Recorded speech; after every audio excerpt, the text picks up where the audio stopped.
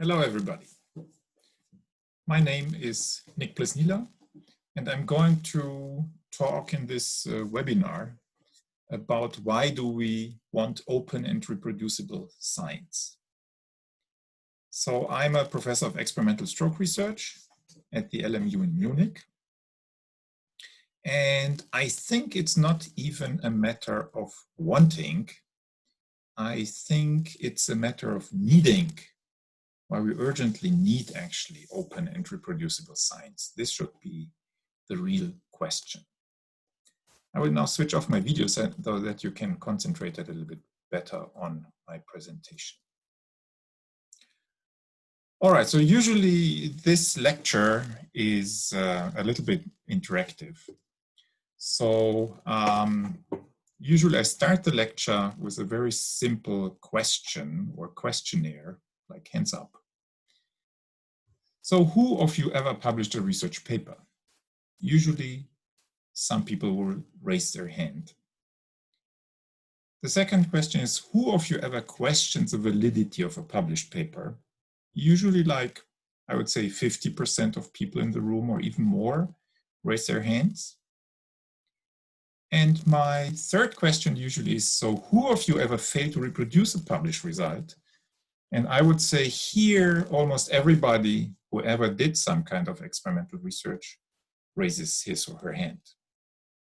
So obviously, there is a gut feeling within the scientific community that a lot of bad research actually gets published.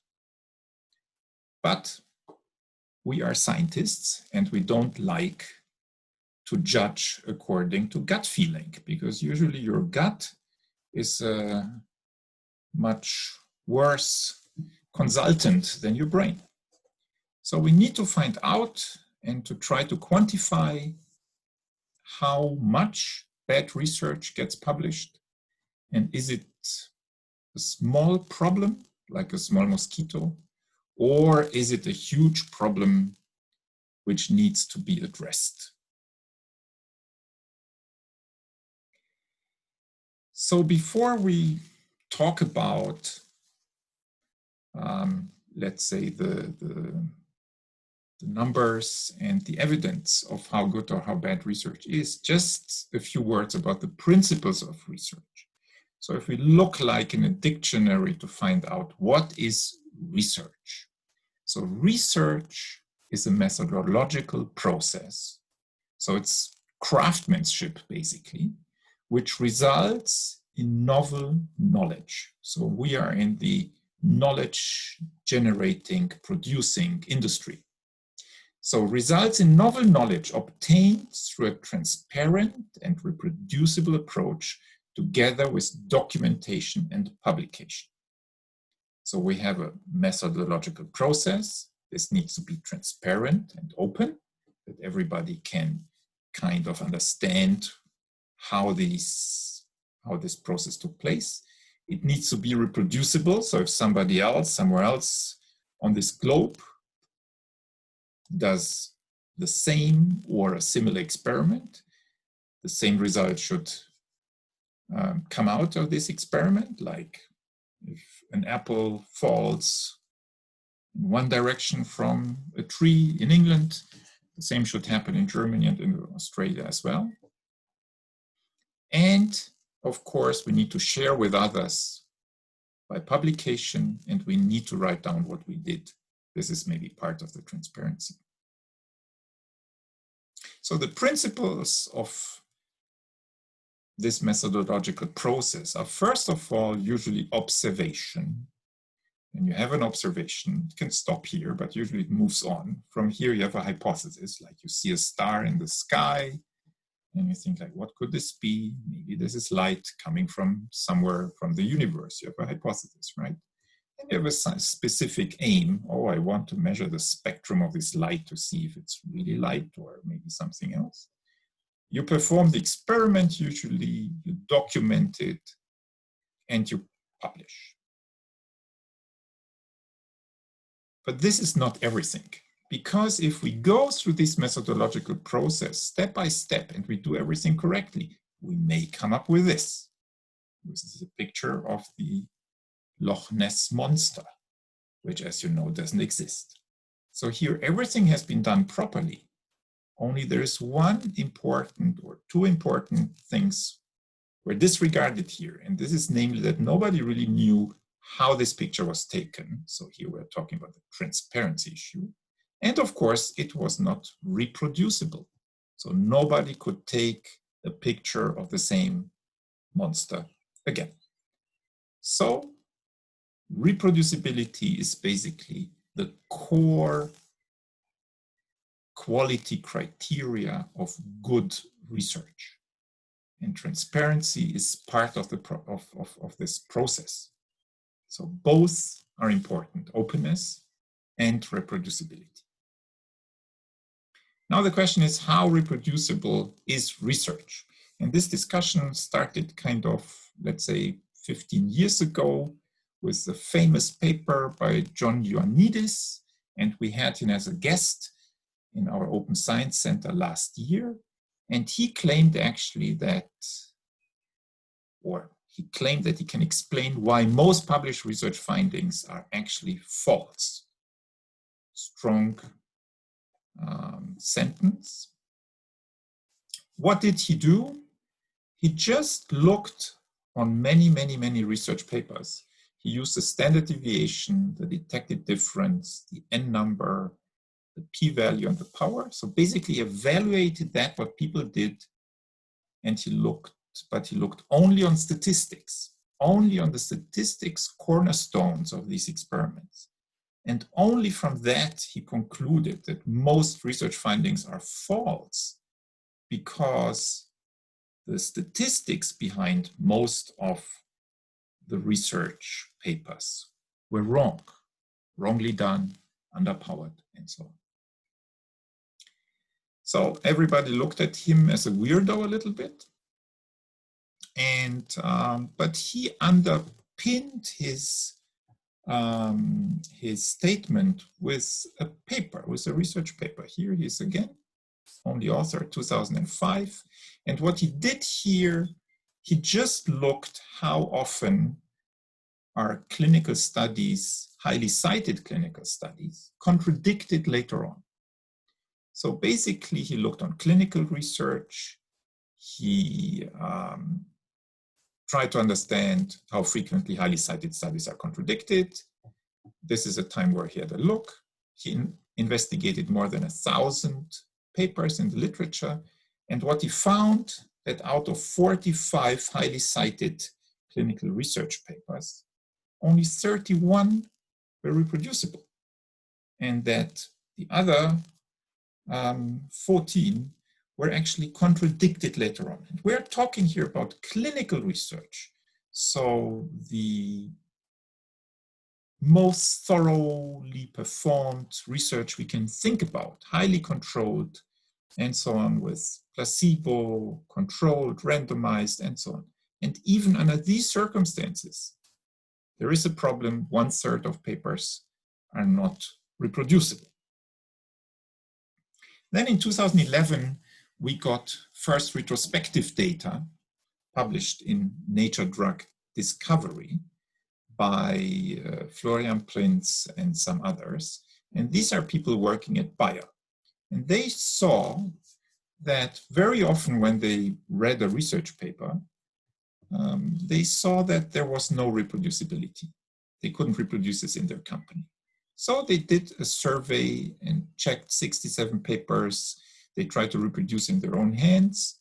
And what they found actually that they could not reproduce 65% of these papers. So from 67 publications, they could reproduce only 22, only 32%. Very similar approach was taken a little bit later on in the cancer field by people, Beagley and Ellis, from Amgen, another pharmaceutical company. Same approach. They checked how many papers we tried to reproduce in-house in order to use them to produce a drug were reproducible. 53 papers from the cancer field, 6 could be reproduced, only 11%. 89% of papers could not be reproduced. And then in 2014, the very first prospective data were presented, again as a letter to Nature, so unpublished in essence. And what these guys did, this is an Amyotrophic Lateral Sclerosis Therapy Development Institute, TDI, in Cambridge, Massachusetts. They got money from, or received a grant or money from a foundation to look into 100 potential drugs for this disease. And they evaluated 100 scientific papers, and they couldn't reproduce any of these, not a single one. And here are some examples. Riluzole is the only drug which is actually in clinical use. This was a published effect that the drug would reduce mortality by more than 10% in mice. So here, this color indicates the published results, and the dark bars here are the reproduced results. And you see that sometimes people published first that there was a 15% increase in survival, but in fact, in the reproducibility, reproducibility study, this drug killed mice. Same is true for some other drugs. Huge effects in the published study, the inverse effect actually here. So there is indeed a problem. The first prospective data was published in 2015, but not in biomedicine, but in psychology. What the psychologists did, because in a way it's their job to find out, how people think, and they're very thorough in their own research because they reflect a lot about their own scientific approach. So 240 top groups worldwide came together to form this open science collaboration. They decided which are the 100 most important studies in our field, and they tried to reproduce that. Interestingly, out of these 100 studies, 97% were positive and only 3% were negative. So 97 papers showed positive results, the expected, confirmed the hypothesis, 3 did not. So what did they find out? Here you see the original effect size, like we saw for the LS study, and here we see the replication effect size. So everything on this line, and here plotted in green, could be reproduced because the effect size is the same as the replication effect size. Everything in red, which is more on this line, could not be reproduced.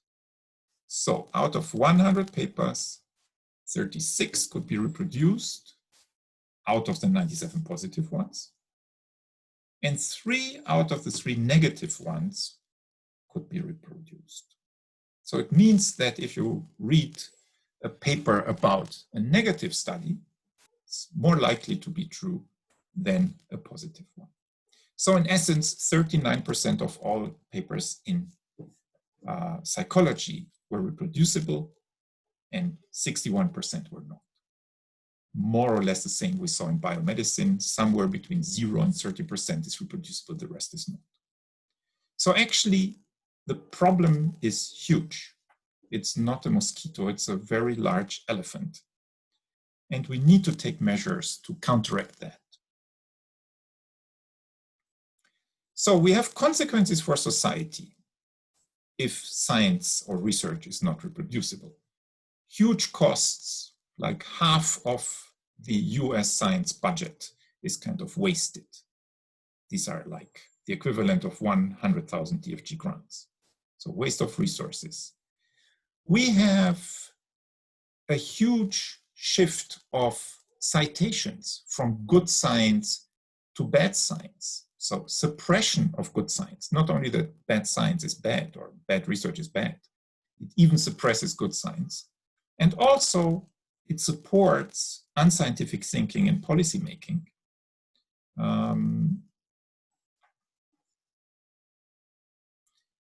The question is now, of course, why is there such a lack of reproducibility? The first thing most people think about even scientists, if you ask them, they say like, well, this is all scam. These are all kind of people falsifying the results. These are criminals. It's a small fraction of that. And it's true. If you look into the literature and when this is quantified, far less than 1% of all bad non-reproducible research is indeed due to falsification. The big part of it, and this is nicely shown in this paper here, is because of flawed protocols, flawed study design, flawed experiments, and flawed analysis or data presentation. So in essence, fraud is not the problem. This is far less than 1%. The problem is that in 99%, bad research is performed according to quantified and quantifiable research. So I'm already at the end of my presentation. I think I made it quite clear that we have a problem, that openness and reproducibility are necessary. They are at the core of that what we do. And now in the following presentations, you will hear from my colleagues about specific procedures, what you need to do to improve your own research in clinical science, in experimental science, how to do proper statistics and so on. So thank you very much for your attention, and I wish you a good day and interesting following presentations. Bye-bye.